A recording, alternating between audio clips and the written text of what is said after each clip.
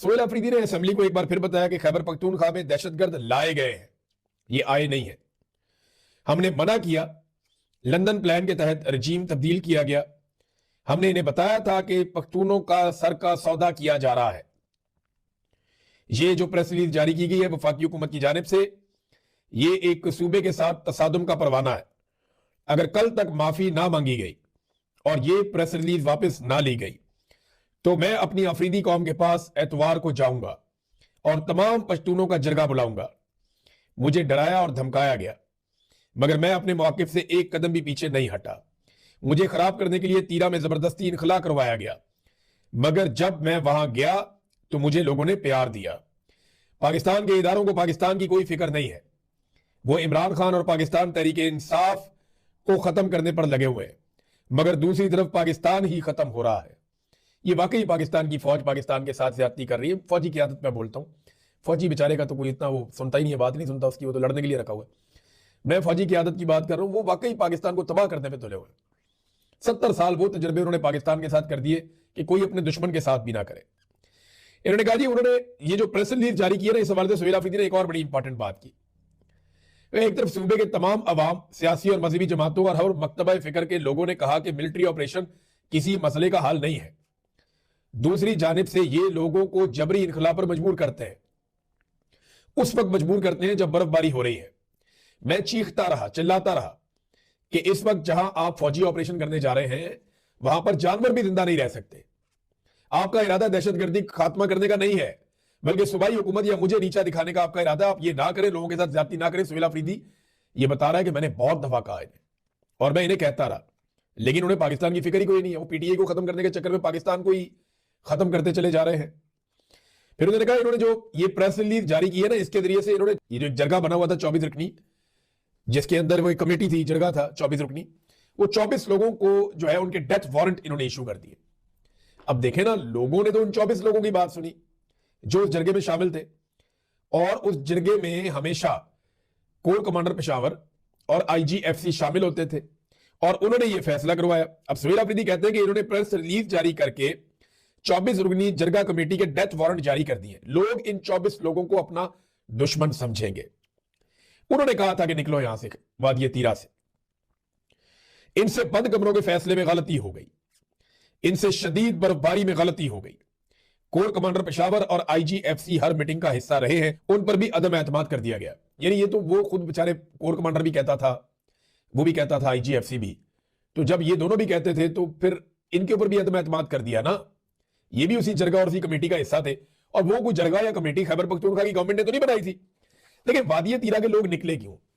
अब इसको ना इबाम पैदा किया जा रहा है कि जनाब फिर वो ना निकलते अगर कमेटी ने या जरगे ने कहा था। और भाई, जरगे का मतलब था कोर कमांडर पेशावर, जरगे का मतलब था वफाकी हुकूमत, जरगे का मतलब था पाकिस्तान की फौज।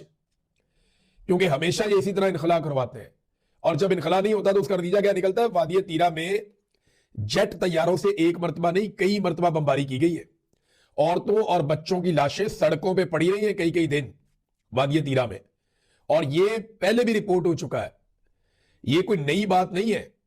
फजल रहमान साहब ने इस पे आवाज उठाई है, पीटीएम ने इस पे आवाज उठाई है, पीटीआई ने इस पे आवाज उठाई है, एएनपी ने इस पे आवाज उठाई है। खैबर पख्तूनख्वा की हर पॉलिटिकल पार्टी इस पे बात कर चुकी है कि वादिये तीरा में लाशें औरतों की और बच्चों की सड़कों पे पड़ी हैं। एक एक हमले में एक एक खानदान के 20-20 लोग मारे जाते हैं। तो जब उन्हें यह कहा जाता है कि यहां से निकलो क्योंकि ऑपरेशन शुरू होने लगा है, तो फिर वो क्या करें बेचारे? वो वहां से जाएंगे ही ना। बार बार तो वहां पे ऑपरेशन किया गया, उनका इतना तजुर्बा है। अब ये देखें, वो लोग ऑपरेशन की कई दफा कीमत चुका चुके हैं, कई दफा उन्होंने कीमत चुकाई है ऑपरेशन की। अब वो हर दफा तो नहीं अपने बच्चे मरने के लिए छोड़ देंगे। वो बच्चों को, औरतों को, बुजुर्गों को लेकर वो निकले हैं, अपने जानवर समेट के, कीमती सामान समेट के। जिस तरह वो दरबदर हुए हैं इस गुर्बत और अजीबो गरीब गरीबुल वतनी में, पता नहीं किधर किधर फिर रहे बेचारे, सड़कों पे उनको खवार कर दिया सख्त बर्फबारी में। तो ये वो अपने शौक से तो नहीं निकले, उन्हें पता था कि या तो ये बर्फ है या बम है, या तो हम बम की शिद्दत से उसकी आग में जलेंगे या हम ये बर्फ के अंदर ठर के मरेंगे। तो उन्होंने ये वाला ऑप्शन लिया कि यहां हमारी जान बच भी सकती है, बम से तो हम बचेंगे भी नहीं।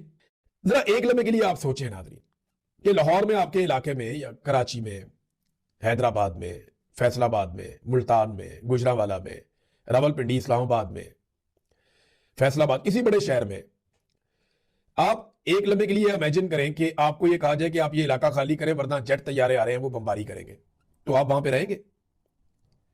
या यहां पे ऑपरेशन होने वाला है जनाब, मिलिट्री ऑपरेशन, जिस घर की लाइट जलेगी उस पर बम ही आएगा, तो आप वहां पे रहेंगे? सवाल ही पैदा नहीं होता। आप अपने बच्चों को लेकर निकल जाएंगे। यही हुआ वादी तीरा के लोगों के साथ। इससे पहले यहां पे खैबर वन ऑपरेशन किया गया 2014 में।